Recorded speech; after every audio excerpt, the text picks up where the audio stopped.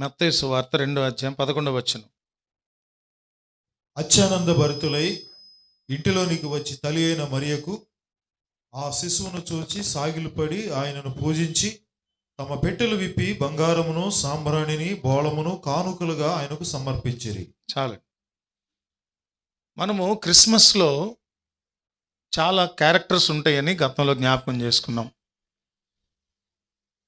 జ్ఞానులకు యేసయ్య పుట్టిన స్థలాన్ని చూపించటం కొరకు దేవుని చేత నియమించబడిన ఒక నక్షత్రం, దానికి అది ఒక వింతైన నక్షత్రం అని మనకు చూస్తాం. నక్షత్రం.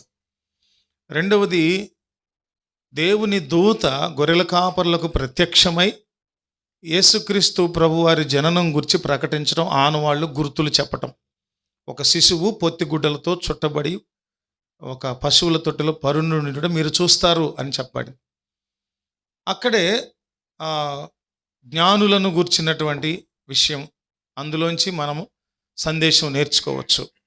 తర్వాత యోసేపు గారి జీవితంలో నుంచి కన్య మరియ తల్లికి ప్రధానము చేయబడిన యోసేపు, దావీదు వంశపు వాడైన యోసేపు కూడా ఒక క్యారెక్టర్గా ఆయన నుంచి నేర్చుకోవచ్చు. అప్పటి రాజు దగ్గర నుంచి నేర్చుకోవచ్చు, దేవుని దూత ద్వారా నేర్చుకోవచ్చు, కన్య మరియ తల్లి జీవితంలోంచి నేర్చుకోవచ్చు, ఎన్నో సంగతులు నేర్చుకోవచ్చు. వాటన్నిటినీ కూడా మన లోకాసువార్తలో రాస్తారు.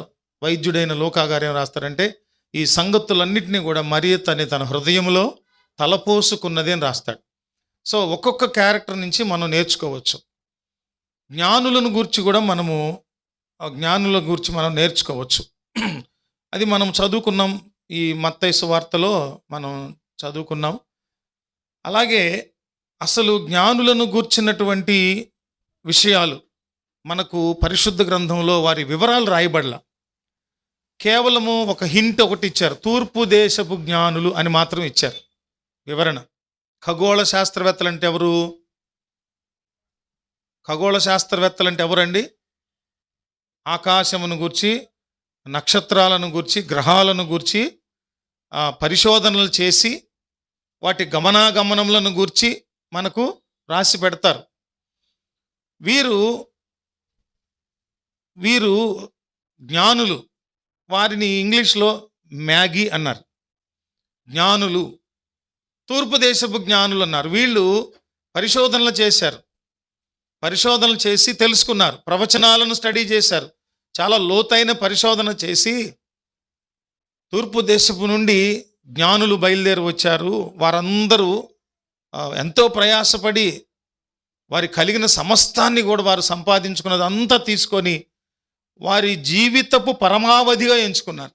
జీవితంలో ఒక పని కాదు, వారి జీవితపు లక్ష్యాన్నే ప్రభువును చూడాలనే లక్ష్యంతో వచ్చినప్పుడు వారి హృదయములో ఉన్నటువంటి వాంఛను గమనించిన దేవుడు ఏం చేశారంటే, వారికి దారి చూపించాలనే ఆశతో దేవుడు ఏం చేశారంటే, వారి హృదయాలోచనలు గమనించి వారి దారి చూపించడానికి ఒక నక్షత్రాన్ని దేవుడే పని విధించి, ఈ పని కొరకు నిన్ను నేను నియమిస్తున్నానని ఒక నక్షత్రాన్ని, ఒక తారను దేవుడు ఆకాశంలో ఉంచి జ్ఞానులకు దారి చూపించేటట్లు, యేసయ్య జన్మస్థలానికి దారి చూపించేటట్లు చేశారు. వారి హృదయంలో ఉన్న ఆశ ఏంటంటే, వాళ్ళ టార్గెట్, వారి పరిశోధనల ఫలితంగా ఒక రాజు పుడతాడు, చక్రవర్తి పుడతాడు, ఒక అసాధారణమైన శిశువు పుడతాడు. యూదులకు రాజుగా పుట్టినవాడు, వాళ్ళన్న ప్రశ్న ఏంటి? యూదులకు రాజుగా పుట్టినవాడు ఎక్కడ? యూదులకు రాజు పుడతాడు అని వారు పరిశోధనలు తెలుసుకొని రాజును సందర్శించడానికి వచ్చారు. శకం అనేది ఆరంభమైంది యేసుక్రీస్తు ప్రభు జననంతో అని తెలుసు ప్రపంచానికి. వాళ్ళు అంగీకరించినా అంగీకరించపోయినా, జ్ఞానులు, పండితులు అన్నవారు, మేధావులు అన్నవారు, భారతదేశంలో ఉన్నవాళ్ళు ఎవరు ఎస్ అన్నా నో అన్నా కూడా ఒక సత్యం ఏంటంటే, వారు నివసిస్తున్న ఈరాలో, కాలంలో శక పురుషుడుగా, యుగ పురుషుడుగా, వేద పురుషుడుగా, శక పురుషుడు, యుగ పురుషుడు, వేద పురుషుడు, మన పాస్టర్ గారు మొన్న చెప్పుకుంటూ వచ్చారు. మనకు ఇప్పుడు మాట్లాడుకుంటున్న విధానంగా ఇదేంటంటే శక పురుషుడు.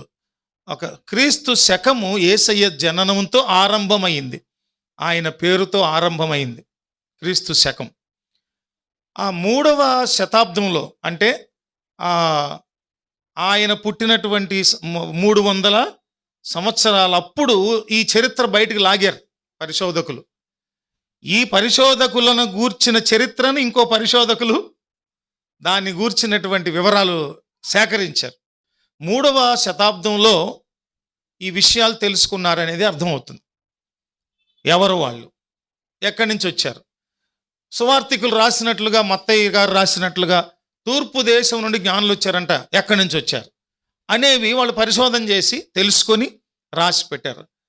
ఆ తర్వాత మేబీ బైబిల్ ఒకవేళ అప్డేట్ చేసి అప్గ్రేడ్ చేసి చక్కగా మళ్ళీ ట్రాన్స్లేట్ చేసి ఇంకొక అప్గ్రేడెడ్ వెర్షన్ కనుక వస్తే ఇవి కూడా మెన్షన్ చేస్తే బాగుంటుంది అన్నమాట. ఇవన్నీ కూడా సత్యాలు, యథార్థాలు, ఊహలు కాదు.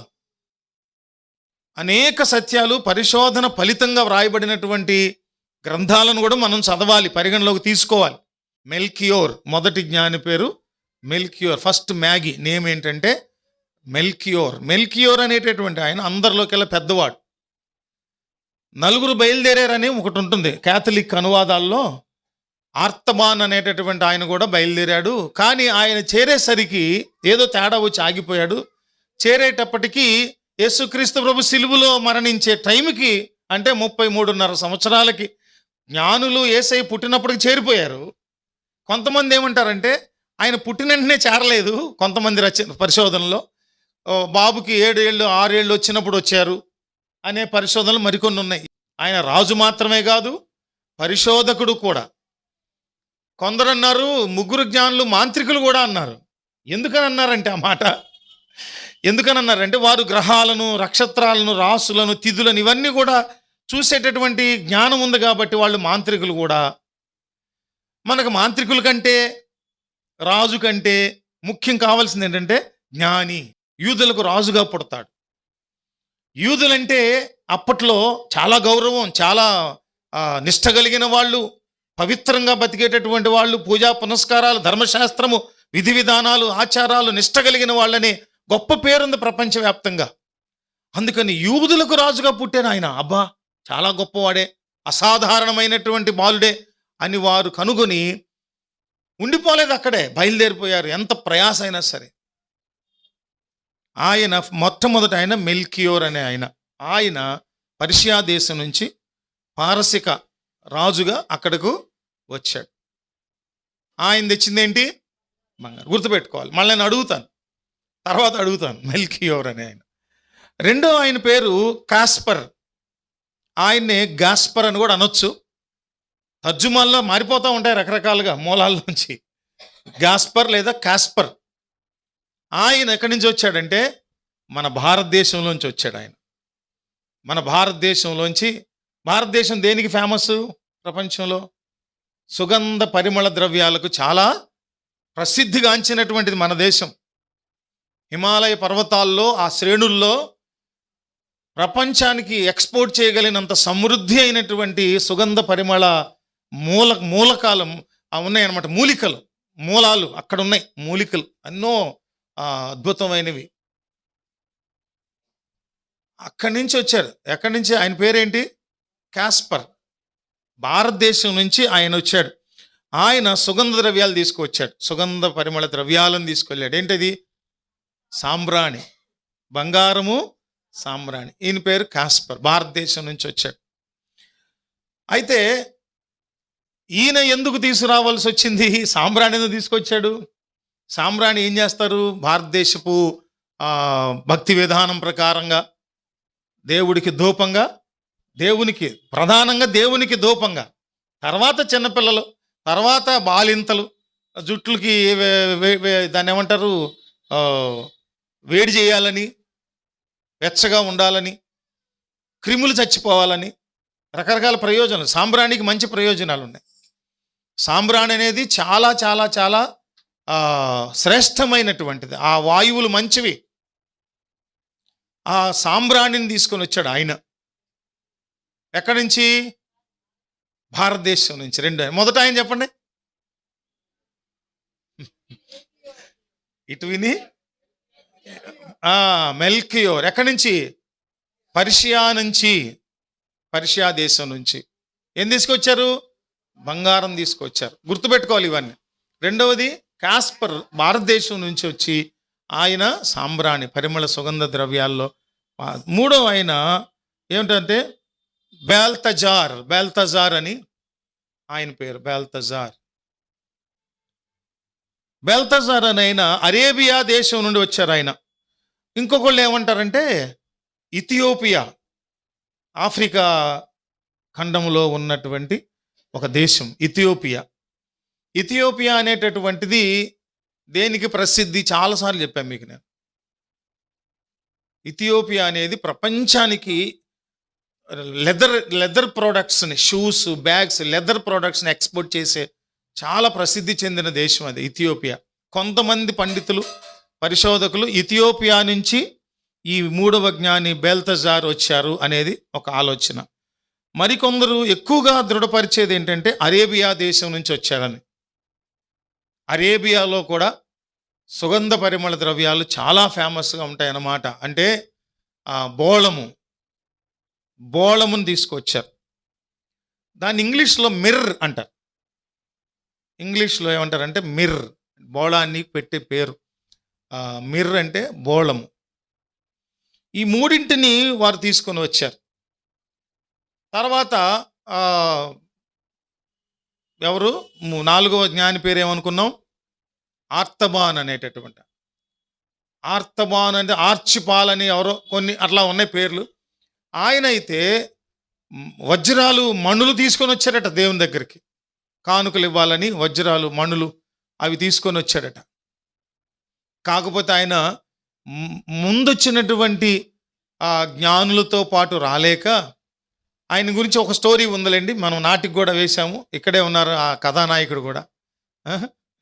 సో ఈ ముగ్గురు జ్ఞానులు కూడా వాళ్ళకున్న సమర్పణ, అంకిత భావం ఎంత గొప్పదంటే వాళ్ళు పరిశోధించారు, తెలుసుకున్నారు, యూదులకు రాజు పుడతారని తెలుసుకున్నారు.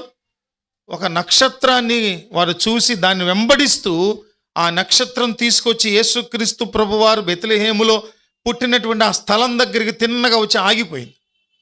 అప్పుడు వారు శిశువుని కనుగొని ముందు అక్కడికి వెళ్ళారు. ఎక్కడికి? రాజు దగ్గరికి వెళ్ళి, యూదులకు రాజుగా పుట్టినవాడు ఎక్కడంటే, పుడతాడా? అప్పుడు కపటం. నేను ఇక్కడ రాజుగా ఉండగా మరొకరు రాజుగా రావటం ఏంటి? యూదులకు రాజు హేరోదు మొదటి నుంచి అంతే కదా. ఆ హేరోదు రాజు ఏం చేశాడంటే, మీరు వెళ్ళి ఆ శిశువును కనుగొని పూజించి వచ్చి నాకు చెప్పండి అని చెప్పాడు. వీళ్ళు వెళ్ళారు. దూత చెప్పాడు ఏమని? వెళ్ళొద్దు, మీరు శిశువును సందర్శించి మీరు వెళ్ళిపోండి. అయితే జరిగింది ఏంటంటే, మనము ఈ ముగ్గురులో ఉన్నటువంటి డెడికేషన్ లేదా అంకిత భావం, వీటిని మనం గమనించినప్పుడు దేవుడు వారిలో ఉన్నటువంటి ఆ అంకిత భావాన్ని గుర్తించి గమనించి వారి కొరకు మార్గమును సుగమం చేయటానికి తారను ఏర్పరిచారు. దేవునికి స్తోత్రం కలుగును గాక. అయితే మనము ఈ అర్పించబడినటువంటి 3 విషయాలు, వాటిలో దాగి ఉన్న ఆంతర్యం మనందరికీ తెలుసు. మరొక మారు జ్ఞాపకం చేసుకుందాం వాటిలో ఉన్న ఆంతర్యం.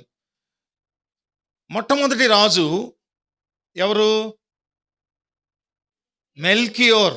ఏం తీసుకొచ్చాడు? బంగారం తీసుకొచ్చాడు. బంగారము అనేటటువంటి ఒక విలువైన ఖనిజం, అన్నింటికంటే విలువైనదిగా ఎంచబడుతున్న ఆ బంగారాన్ని యూదులకు రాజుగా పుట్టిన వాని దగ్గరకు రాజుకు అర్పించాలంటే బంగారమే అన్నింటికంటే కూడా శ్రేష్టమైన బహుమానంగా మనము తేగలుగుతాం. ఈ రోజుకి కూడా ఒకప్పుడు 15,000 20,000 ఉన్న బంగారం కాసు లెక్కకి ఇప్పుడు ఎక్కడికి వెళ్ళింది? మీకే తెలియాలి. ఎంతకు వెళ్ళింది? 1,30,000 రూపాయలకి వెళ్ళింది. 1,30,000 రూపాయలకి. అంటే బంగారము చాలా విలువైనది. మన ఇళ్లలో కూడా ఎవరికైనా రక్త సంబంధులకు, దగ్గర వాళ్లకు, మన బిడ్డలకు ఏదైనా బహుమతి ఇవ్వాలంటే అన్నిటికంటే మంచి బహుమతి ఎవరిచ్చారయ్యా అంటే బంగారం ఇచ్చిన వాళ్ళే మంచి బహుమతి ఇచ్చినట్లు. అక్కడ సాటిస్ఫై అయినట్టు మిగిలిన చోట ఎవరు సాటిస్ఫై కారు. అంత విలువైనదిగా మొదటి నుంచి ఎంచబడుతూ ఉంది. మరి ప్లాటినం రేట్ ఎంత ఉందో తెలియదు. ఒకప్పుడు బంగారం కంటే ప్లాటినం చాలా రేటు ఉండేది.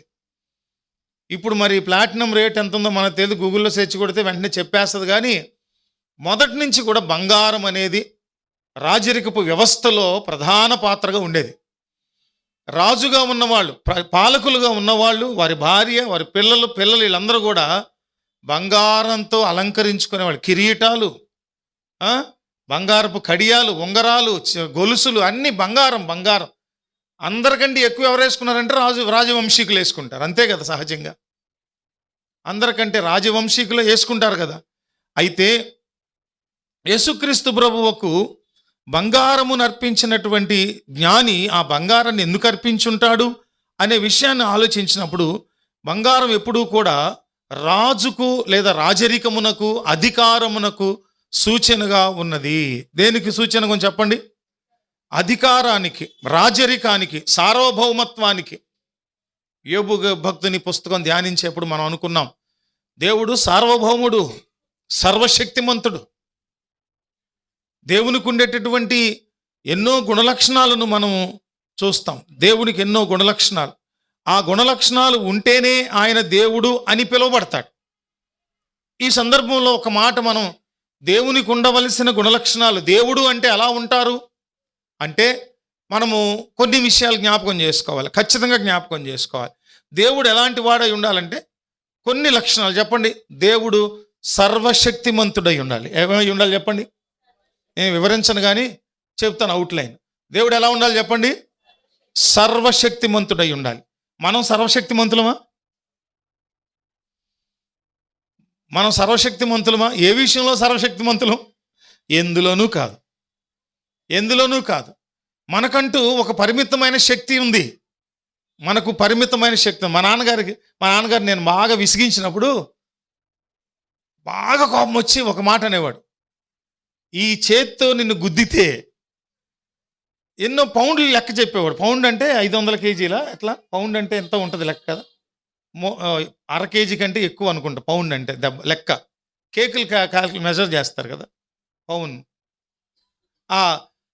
ఇన్ని పౌండ్లు దెబ్బ పడుతుంది. ఎందుకంటే సుత్తితో ఆయన చేసింది అదే కాబట్టి, మాస్టర్ ఆఫ్ వెల్డర్గా, కట్టర్గా చేసి మంచి అవార్డు విన్నర్ కదా ఆయన. ఆ సుత్తితో కొట్టినప్పుడు ఆ సుత్తి దెబ్బ నేల మీద పడినప్పుడు దాన్ని పవర్ ఎంత దెబ్బ మెజర్ చేయటానికి దానికి ఏమంటారు, పౌండ్స్ లెక్క అంటారు కదా. నేను గుద్దితే ఇంత పౌండ్ దెబ్బ పడద్దు నీ మీద అనేవాడు మా నాన్నగారు. అంటే మనిషి బలానికి, శక్తికి ఒక మెజర్మెంట్ స్థాయి ఉంది. ఇంతకంటే మనిషి బలం ఉండదు. పెద్ద కండలు తిరిగిన బాడీ బిల్డర్, వెయిట్ లిఫ్టర్స్ ఉంటారు. ఒక మనిషి బలమైన ఛాంపియన్, ఒలింపిక్స్లో కానీ ఏషియన్ గేమ్స్లో కానీ ఛాంపియన్ ఎవరో ఉంటాడే, వాడు కూడా ఇంతవరకే మోసి ఉంటాడు కదా. అంతేనా కాదా? ఎంత మనిషి స్థాయి బలం అంతవరకే మోయగలడు, అంతవరకే శక్తిమంతుడు. మనకి అట్లాస్ సైకిల్ ఉంటుంది కదా, చూసారా? అట్లాస్ సైకిల్ చూసారా? ఏముంటుంది దాని మీద? గుర్తుందా? ఆ సైకిల్ గురించి మర్చిపోయారా? ఒక బాడీ బిల్డర్, కండలు తిరిగినటువంటి బేర్ బాడీతో ఉన్న ఒక కండలు తిరిగిన వాడు గ్లోబును మోస్తూ ఉంటాడు. ఎవరైనా మోస్తారా గ్లోబుని? దేవుడు మాత్రమే మోయగలడు. దేవుడు మాత్రమే సృష్టించాడు. దేవునికి మాత్రమే సాధ్యం అది. ఆయన సర్వశక్తిమంతుడు, ఆయన ఆమ్నిపోటెంట్. రెండవది, ఆయన సర్వజ్ఞాని. అంటే ఆమ్నిసెంట్, ఆయన సమస్తమును ఎరిగిన వాడు, సర్వజ్ఞాని. ఆయనే మనం అనంత జ్ఞాని అంటున్నాం. మూడవది ఏంటంటే సర్వవ్యాపి, ఆమ్ని ప్రెజెంట్, సర్వమును వ్యాపించిన వాడు. నాలుగవది హోలీ, పరిశుద్ధుడు. దేవునికి ఉన్న లక్షణాలు అయి ఉండాలి. మొదటిది సర్వశక్తిమంతుడై ఉండాలి, రెండవది సర్వజ్ఞాని అయి ఉండాలి, మూడవది సర్వవ్యాపి అయి ఉండాలి, నాలుగవది పరిశుద్ధుడై ఉండాలి, పవిత్రుడై ఉండాలి, ఐదవది ఆయన ఇటర్నల్ అయి ఉండాలి, నిత్యుడై ఉండాలి.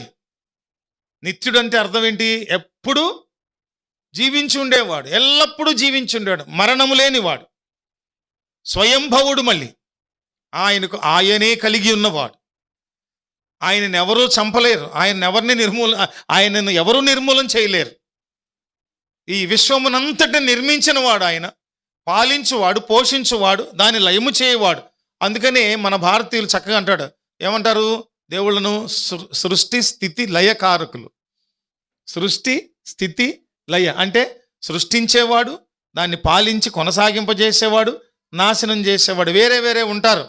దేవుడు ఒక్కడే సమస్తమును నిర్మించినవాడు, పోషించినవాడు, పాలించినవాడు, దాన్ని లయము చేయవాడు, కొత్త భూమిని క్రొత్త ఆకాశాన్ని సృష్టించేవాడు.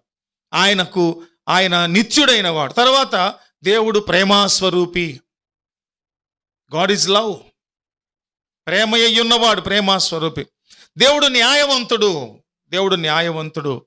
ఆయన మంచి ఆయన మంచి నీతిమంతుడు, న్యాయవంతుడు. తర్వాత ఆయన సత్యమై ఉన్నవాడు, సత్యవంతుడై ఉండాలి. తర్వాత ఏమై ఉండాలంటే ఆయన వెలుగై ఉన్నవాడు, అన్నిటికంటే శ్రేష్టమైనది మహిమాస్వరూపి, వెలుగై ఉన్నవాడు. ఇవి దేవుని లక్షణాలు. అర్థమవుతుందండి? ఇవన్నీ కూడా దేవునికి ఉండేటటువంటి లక్షణాలు. అందుకని మనం గుర్తుపెట్టుకోవాల్సింది ఏంటంటే,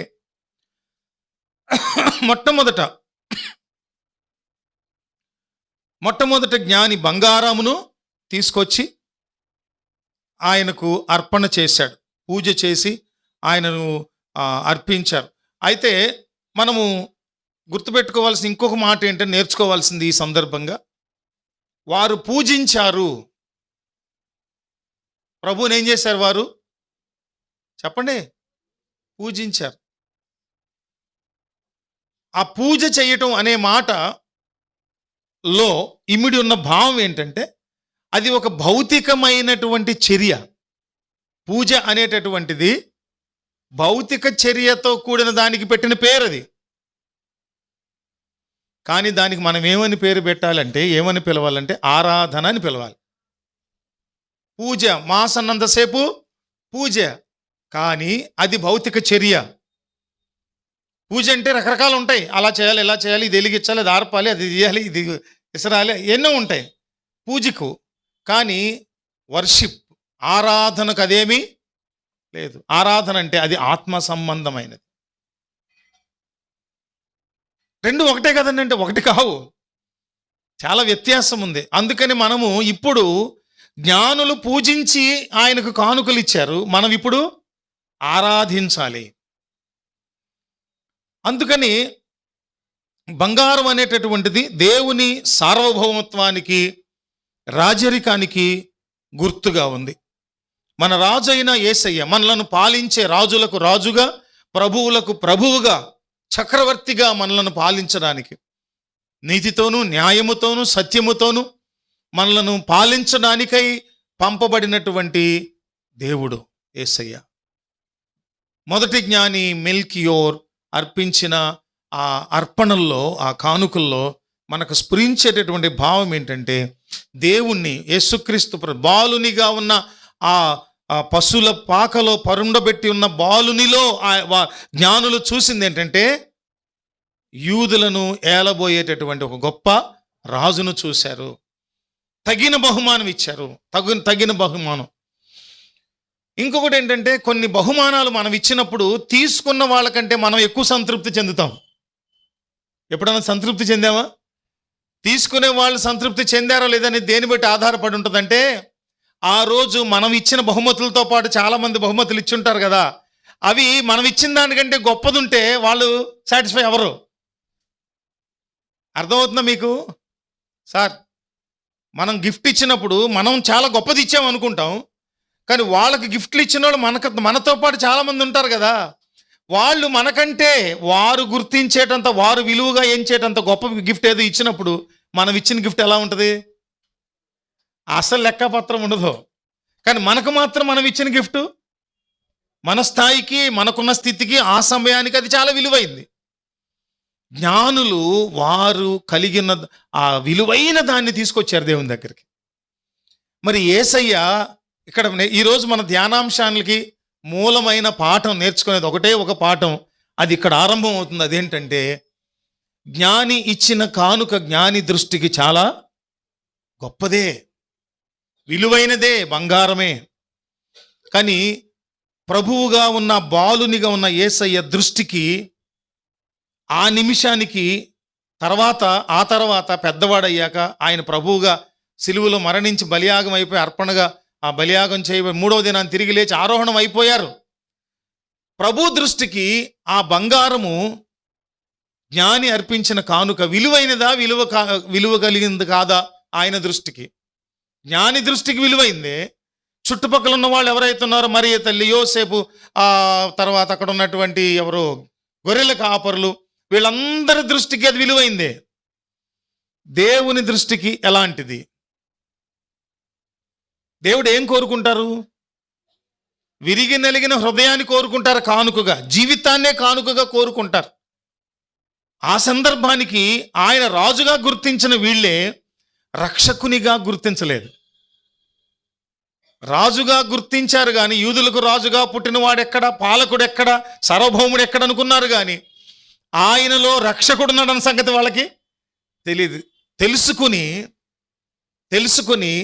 దేవునికి వారి జీవితాలను అర్పణ చేస్తే, కానుకగా అర్పిస్తే, అప్పుడు వారు ఇచ్చిన కానుక దేవునికి చాలా గొప్పది, విలువైనది. ఈరోజున మన జీవితాల్లో కూడా అదే జరగాలి. మనం దేవునికి ఎంత ఇస్తున్నాము, ఎంత తెచ్చిస్తున్నాము, ఎంత దశంభాగాలు ఇస్తున్నాము, అన్నీ దేవునికి తెలుసు. మనకున్నదంతా అసలు మంది కాదు. ఈ మాటకు వస్తే 3 జ్ఞానుల దగ్గర నేను అదే చెప్పొచ్చు, మనం అదే ధ్యానం చేయొచ్చు. మనదంతా మంది కాదు. అవునా? ఆయన ఏమన్నారు? కొండలు నావే, నదులు నావే, సముద్రాలు నావే, కొండల మీద పశువులు నావే, బంగారము నాదే, వెండి నాదే, అన్నీ ఆయనవే. మనమంతా కూడా ఆయనది తీసుకొని తిని బతుకుతున్నాం. కానుకిస్తున్నామంటే ఆయనదే తీసుకెళ్ళి మరలా ఆయనకే ఇస్తున్నాం. మనం ఈ సత్యాన్ని ఎప్పుడు మర్చిపోకూడదు. ఆయన ఇచ్చిన దాన్నే తీసుకొని మళ్ళీ ఆయనకి ఇస్తున్నాం. కనుక జ్ఞానులు తెచ్చారయ్యా కానుకలు, బంగారం తీసుకొచ్చి యేసయ్యకి ఇచ్చారంటే బంగారం ఎవరిది? ఆయనదే. ఆయనకి తీసుకొచ్చి ఇస్తున్నారని వాళ్ళకి తెలియదు. కానీ ఆ సమయానికి, ఆ కాలానికి అది చాలా విలువైందే, గొప్పదే. అందుకని ఈరోజు గుర్తించాల్సింది ఏంటంటే, బంగారం కన్నా కూడా మన జీవితము దేవుని దృష్టికి చాలా విలువైనది. మనము సమర్పించుకొని, పాపములు ఒప్పుకొని, పరిశుద్ధులుగా రక్షింపబడి దేవునికి మన జీవితాలను సమర్పించుకోవటం ఉందే, అది దేవునికి విలువైన కానుక, నీవు అర్పించే కానుక. ఇంకొకటి కూడా, పేద విధవరాలి కానుకను చూసినటువంటి దేవుడు అన్నమాట, ఈవిడిచ్చిందే నిజమైన కానుక. ఎందుకంటే తన హృదయపూర్వకంగా తనకు కలిగినదంతా దేవునికి ఇచ్చేసిన సంగతి. పౌలు భక్తుడు దాన్నే అంటారు, నేను ఇప్పుడే పానార్పణముగా పోయబడుతున్నాను. అంటే కంప్లీట్గా దేవుని దగ్గర నేను ఏమైపోతున్నాను? సరెండర్ అయిపోతున్నాను. నేను ఎంటీ అయిపోతున్నాను, నేను ఖాళీ అయిపోయాను. నాలో అంతా కూడా దేవుడే ఉన్నాడు, అంతా ప్రభువే ఉంటారు, అంతా ప్రభువే ఉంటారు.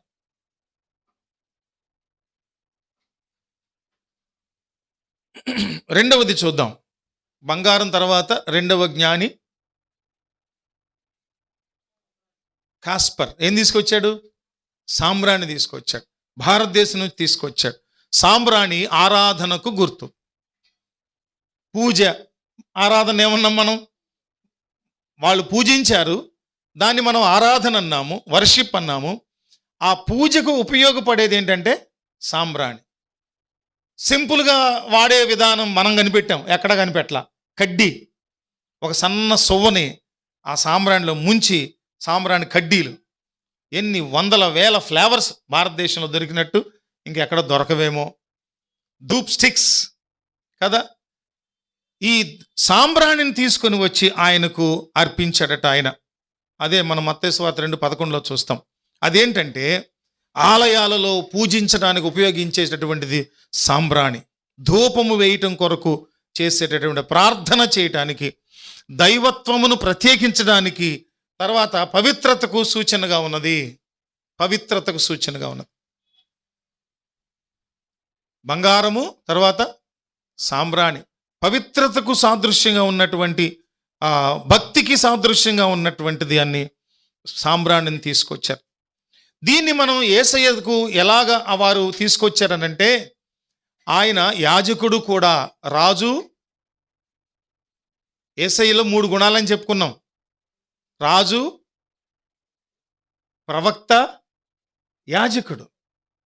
యేసయ్యలో 3 గుణాలు ఉన్నాయి: రాజు, ప్రవక్త, యాజకుడు. మనకు కూడా 3 ఉన్నాయి. మనము కూడా రాజులము, యాజకులము, ప్రవక్తలు కూడా మనం. యేసయ్య తన గుణాలను, తన స్వభావాన్ని కూడా మనకిచ్చారు, ఆ ఆధిక్యతను మనకిచ్చారు, ఆయనను వెంబడించే బిడ్డలుగా, సేవించే బిడ్డలుగా. అది రెండవది ఏంటంటే, రెండవ జ్ఞాని సాంబ్రాణిని తీసుకొచ్చాడు. దేవుని దైవత్వమునకు, దేవుని యాజకత్వమునకు గుర్తుగా దాన్ని మనము గ్రహించుకోవాలి. అయితే మొదటి పోలికలో మొదటి నేర్చుకున్న అంశం, బంగారము విలువైనదైనా దానికన్నా దేవుడు దేన్ని ఎక్కువగా విలువగా గుర్తిస్తాడంటే మన జీవితమును కానుకగా. రెండవది, సాంబ్రాణి కంటే కూడా దేవుడు విలువగా దేన్ని ఎంచుతాడంటే మన జిహ్వ నుంచి వచ్చేటటువంటి స్తుతులను. యెషయా పుస్తకం 6వ అధ్యాయంలో అనుకుంటా దర్శనం కలిగినప్పుడు ఏమైందంట, స్తుతులు చేస్తున్నప్పుడు, స్తుతుల ద్వారా కెరూబులు, శరాపులు దేవుని స్తుతిస్తున్నప్పుడు పరలోకపు గుమ్మములు ఏమవుతున్నాయంట, గడప కమ్ముల పునాదులు కదిలిపోతున్నాయి, అదిరిపోతున్నాయట స్తుతుల ద్వారా. మనము ఈ సాంబ్రాణికి సంబంధించినప్పుడు మనం చేయవలసింది ఏంటంటే, మనం ఏమని జ్ఞాపకం చేసుకోవాలంటే, అది ఒక ఆరాధనకు సూచనగా, యాజకత్వానికి, దైవత్వానికి సూచనగా వారు తీసుకొస్తారు. చివరిది, మూడవదిగా మనం చెప్పుకొని ముగించుకుందాం. అదేంటంటే బోళము. సాంబ్రాణి, బోళం. బోళం అంటే దాన్ని ఇంగ్లీష్లో ఇర్ అన్నారు. సో ఇది కూడా ఏంటంటే మనకి అసాధారణంగా తక్కువగా దొరుకుతుందట. అది చూసినప్పుడు దాన్ని అర్పించడంలో దాగి ఉన్నటువంటి ఆధ్యాత్మిక సత్యం ఏంటంటే, దేవుని మరణమునకు, ఆయన మరణమునకు గుర్తుగా, ఆయన సర్వమానవాళి పాప పరిహారార్థమై బలియాగముగా సిలువలో మరణించినప్పుడు ఆ మరణానికి సాదృశ్యంగా ఈ మూడవ జ్ఞాని ఏం తీసుకొచ్చాడు, బోళమును తీసుకొచ్చాడు. మనకు క్రొత్త నిబంధన చివరిలో యేసుక్రీస్తు ప్రభువును అరిమతీయ యోసేపు, ఆయన దగ్గర సమాధి, ఆ సమాధి దగ్గరకు వీళ్ళు తీసుకొచ్చారు, బోళాన్ని కూడా తీసుకొచ్చారు ఆయన సమాధి కార్యక్రమానికి. మన వాళ్ళు కూడా తీసుకొస్తారు, పన్నీర్లు, స్ప్రేలు అవి ఇవి తీసుకొచ్చి పెడతారు కదా పెట్టెల్లో, దుర్గంధం రాకుండా ఉండాలని, పవిత్రంగా ఆ అంతిమయాత్ర చేయాలనే ఉద్దేశం. అందుకని ఈ ముగ్గురు అర్పించినటువంటి ఈ కానుకలు మనం చూసినప్పుడు వీటిల్లో మనం నేర్చుకోవాల్సింది, దేవుడు ఆ పసిబాలునిగా రాజుకు కానుకలు తేవాలనే తేవటము, ఇవ్వటం అనేది నాటికి నేటికి ఉన్న సంస్కృతి. మన ప్రధానమంత్రి గారు వేరే దేశానికి వెళ్ళారనుకోండి టూర్ విజిట్కి, ఇక్కడి నుంచి ఆయన ఆ దేశానికి కొన్ని తీసుకెళ్తారు గిఫ్ట్స్, తెలుసా, తీసుకెళ్తారు. అక్కడి నుంచి ఎవరైనా విదేశస్తులు మన దేశానికి పర్యటనకు వచ్చారనుకోండి, వేరే దేశాల వాళ్ళు, ఆ దేశాల్లో ప్రముఖమైనవి వాటిని ఇక్కడ తీసుకొస్తారు, తినే పదార్థాలు, వస్తువులు బహుమతులుగా తీసుకొస్తారు. రాజులు చరిత్రలో చూసినప్పుడు కూడా మనకు సొలొమోను రాజు దగ్గరకు షేబా దేశపు రాణి ఏం చేసిందంట, రకరకాలైనటువంటి బహుమతులు, విలువైనటువంటి బహుమతులు, సుగంధ ద్రవ్యాలు ఎన్నో తీసుకొచ్చిందట. బహుమతులు ఇవ్వటం అనేది రాజవంశీకులకు ఇవ్వటము అది గొప్ప క్రమం, ఒక మర్యాద అన్నమాట. ఆ మర్యాద చొప్పున వాళ్ళు చేసింది చాలా బాగుంది. శిశువు దగ్గరకు వెళ్ళారు, అర్పించారు, పూజ చేశారు. శిశువులో యూదులకు రాజును చూడగలిగారు, అధికారాన్ని చూడగలిగారు, అదేవిధంగా యాజక ధర్మాన్ని చూడగలిగారు, మరణానికి సాదృశ్యమైన మూడింటిని తీసుకొని వెళ్ళారు. ఈ రోజున ప్రభు మన నుంచి కోరేది ఒకటే, అదేంటంటే ఆయన మన హృదయాలను చూచే దేవుడు. మలినమైన, కపటమైన, దుష్ట తలంపులతో నిండిన హృదయాన్ని కాదు ఆయన కోరేది, పవిత్రమైన, కడగబడిన, శుద్ధి చేయబడిన హృదయాన్ని, పవిత్ర హృదయాన్ని ఆయన నీ నుండి కానుకగా కోరుతున్నాడు. ఇప్పటికీ మన హృదయాలను ప్రభువుకు అర్పించాం. ఇంకా ప్రభువుకు హృదయాలను అర్పించని వాళ్ళు ఎవరైతే ఉన్నారో వారందరికీ ఇది ఒక ప్రత్యేకమైన క్రిస్మస్ కాలపు పిలుపు. ఏంటంటే మన జీవితాలను ప్రభువుకి కానుకగా అర్పించాలి. పవిత్ర జీవితాలను, మళ్ళా అపవిత్రమైన మలినమైన జీవితాలను కాదు, పవిత్రమైన జీవితాలను దేవునికి అర్పణ చేయటం నేర్చుకోవాలి. అప్పుడే మన ఆరాధన నిజమైన ఆరాధన అవుతుంది. దేవుని ఆరాధించేటప్పుడు కోపంతో, ద్వేషంతో, ఈర్ష్యలతో, పగలతో, ప్రతీకారాలతో ఉన్న హృదయంతో ప్రభువుని ఆరాధన చేస్తే ప్రభువుకి ఆరాధన చెల్లుతుందా? చేరుతుందా? నిర్ద్వందంగా చేరదంతే. ఆయన శుద్ధ హృదయం నుంచి వచ్చే స్తుతులను కోరతారు. శుద్ధ హృదయం నుంచి జరిగే ఆరాధనను ఇష్టపడతారు. ఆయన కొబ్బరికాయలు కొట్టమని కోర్రు, ఆయన ఎక్కడా కొట్టమనరు. ఆయన భూమి మీద నిర్మలత్వానికి గుర్తుగా ఒక కాయను చూపిస్తారు. లోపల తెల్లగా చక్కగా నీరు ఉంటుంది కాబట్టి నిర్మలంగా ఉందని చూపించడానికి ఓకే. దేవుడు కొబ్బరికాయలు కొట్టమని పరిశుద్ధ గ్రంథంలో ఆదికాండం నుంచి ప్రకటన గ్రంథం వరకు ఎక్కడా లేదు. మరి ఎందుకు కొడుతున్నాం? ధూపము వేయొద్దు అన్నాడు, ఎందుకు వేస్తున్నాం? బలులు అర్పించొద్దు అన్నాడు, ఎందుకు అర్పిస్తున్నాం? తలలు బోడి చేసుకొని వికారం చేసేసుకొని దేవుడు నీ జుట్టును త్యాగం చేసి నాకు ఇవ్వమని అన్నాడా? ఎందుకు జుట్టులు త్యాగం చేస్తున్నాం? పుణ్యక్షేత్రాలని పిలువబడే వాటికి వెళ్ళి గుండెలు ఎందుకు చేయించుకుంటున్నాం మనం? దేవుడు అడగట్లేదు, నీ హృదయాన్ని అడుగుతున్నారండి. శుద్ధమైన హృదయాన్ని, కడగబడిన హృదయాన్ని, పవిత్ర హృదయాన్ని అడుగుతున్నారు ప్రభు. అది అడుగుతుంటే అది ఇవ్వకుండా బంగారం కూడా అడగలేదు ఆయన. ఇప్పటికి కూడా కొన్ని చోట్లకి వెళ్ళి నిలుదోపిడిలు ఇచ్చి బంగారం వేసేస్తున్నారు డబ్బాల్లో, కానుకలు పెట్టిలో. ప్రభు అడగలేదు, నీ బంగారం అక్కర్లేదు. వాస్తవానికి అసలు అది నీది కూడా కాదు, ఆయనదే. ఆయనకు కావలసిన నీ హృదయం. దేవుని మార్గములు తప్పు అని బోధించారు, తప్పు అని వాదించారు ఎవరు? ఇందాక మనం ధ్యానించాం, యోబు స్నేహితులు. మనము వాళ్ళు ఒకటే అయిపోతాం ఇలా చేస్తే. అందుకని దేవుడు కోరేది హృదయం. ఏ వివరాలు తెలియకపోయినా, యేసయ్య బోధలు వినకపోయినా, బాలుడుగా ఉన్న సమయంలో వారు తీసుకొచ్చి ఇచ్చిన కానుకలు ఎంతో భావగర్భితమైన అర్థాన్ని స్ఫురింపజేస్తూ ఉన్నప్పుడు, ఎన్నో దశాబ్దాలుగా, శతాబ్దాలుగా దేవుని మాటలు వింటున్న ప్రజలైన మనము దేవునికి కడగబడిన శుద్ధ హృదయాలను అర్పించకపోతే దేన్ని స్వీకరిస్తారా ఆయన? నీ నుంచి, నా నుంచి? మరీ దారుణంగా పగలున్నప్పుడు, ఇటు బతికున్నప్పుడు ఏమైతే తింటాడో ఇష్టంగా వాటన్నిటిని సమాధిలో పెట్టడం. మంచి బిర్యానీ వండుకుంటే ముందే తీసుకెళ్ళి ఒక ప్లేట్ పెట్టడం అక్కడ, ఆ మనిషి తింటాడని. ఏంది ఇది ఇంత? దేవుడు అడిగాడా? నీ బిర్యానీలు ఎందుకు ఆయనకి? నీ బిర్యానీలు ఎందుకు?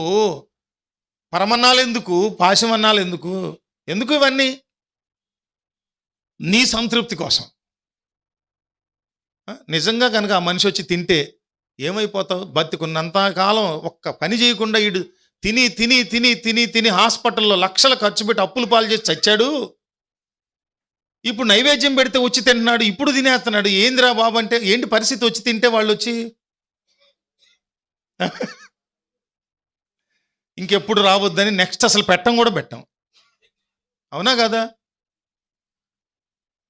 పాత కథల్లో ఉండేది, పిశాచాలకి, రాక్షసులకి, దెయ్యాలకి మనలాగా ఒక కంచం ఫుడ్ సరిపోదంట. ఒక ఎడ్ల బండి నిండా తీసుకెళ్ళాలంట ఆహారం. రాక్షసులకి, దెయ్యాలకి, పిశాచాలకి అంతగాని తినవంట. ఎక్కడ తెస్తాం మనం? నిజంగా వాళ్ళు వచ్చి తింటే? యాస్మిన్ గారు చెప్పండి, ఎక్కడ తెచ్చి తింటాం మనం? పెడతాం వాళ్ళకి? మనం నైవేద్యాలు పెడుతున్నాం కదమ్మా, వండిని తింటున్నారు వాళ్ళు. తింటే ఏంటి పరిస్థితి? శవాలను 3 చోట్ల ఆపాలి సమాధి చేసే లోపు. నానా లేనా అంటాడు. ఆయన లేస్తే ఏంటి పరిస్థితి? ఉంటాడు ఒక్కడైనా అక్కడ? ఎందుకంటే ఇవన్నీ చెప్పనివి చేయటం.